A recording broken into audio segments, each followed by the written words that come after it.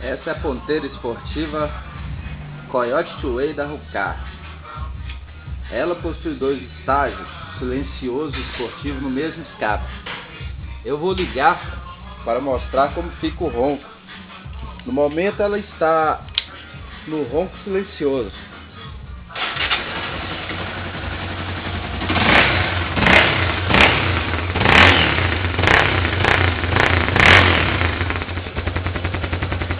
Veja que é próximo ao original.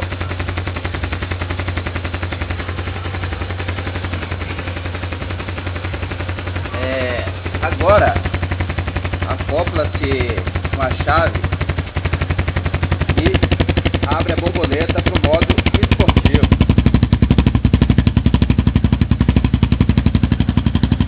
Veja como fica o ronco no modo esportivo.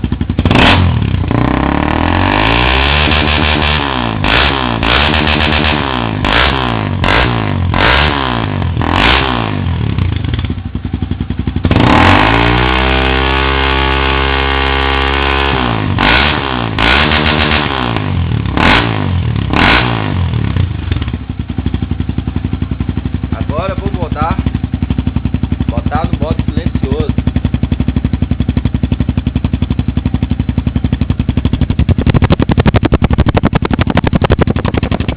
Percebe que fechou a borboleta, o som volta ao original da moto. Um escapamento muito bacana que deixa a CB300 um visual mais agressivo. É isso aí.